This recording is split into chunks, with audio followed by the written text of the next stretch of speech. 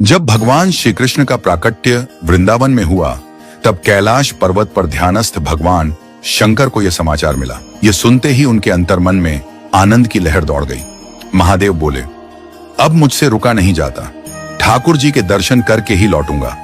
वे तुरंत वृंदावन की ओर चल पड़े और नंद भवन के द्वार पर पहुंचे। वहां गोपियों से बोले, हम कोई साधारण योगी नहीं हैं, जाकर मैया यशोदा से कहो हमें लाला के दर्शन चाहिए। गोपियां यशोदा मैया के पास गईं। मैया ने अटारी से झांका। त्रिशूलधारी, भस्म लिप्त, मुंडमाला और नागों से सजे विकट रूप में शिवजी को देखकर भयभीत हो गईं। यशोदा बोली, ऐसे भयंकर बाबा को लाला दिखाऊं?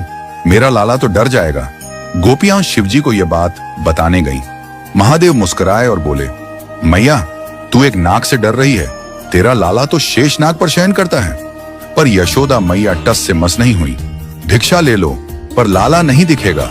महादेव बोले, अब हम यहीं बैठेंगे, जब तेरा लाला बड़ा होगा तब स्वयं हमारे पास आएगा। यशोदा मैया ठाकुर जी को गोद में लेकर भीतर चली गईं और द्वार बंद कर दिया। बाहर बैठे महादेव ने आंखें मुंह कर ठाकुर जी का ध्यान किया। हे लाला, मैं दर्शन की आशा में आया हूं, और कुछ नहीं चाहिए, बस एक झलक। यह भाव सुनते ही श्री कृष्ण अचानक जोर जोर से रोने लगे। मैया ने सब प्रयास किए, दूध, झूला, लोरी, पर लाला शांत नहीं हुए। एक गोपी बोली, मैया बाहर जो योगी बैठे हैं शायद वही नजर उतार सकते हैं। यशोदा ने अनुमति दी, पर शर्त रखी, लाला को गोद में नहीं दूंगी, बस दूर से देखे। गोपियां शिवजी को बुलाने गईं। पहले शिवजी बोले, अब नहीं आएंगे, जब लाला बुलाएगा तभी। पर एक गोपी ने कहा, अगर आप भीतर चलें तो मैं प्रयास करूंगी कि लाला आपकी गोद में आ जाए। यह सुन शिवजी चल दिए।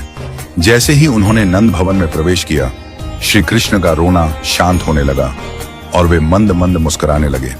यशोदा मैया आश्चर्यचकित हुई। बाबा में कुछ तो है, उन्होंने कहा, अब चले जाओ, लाला सो गए हैं। शिवजी बाहर निकले ही थे कि लाला फिर रोने लगे।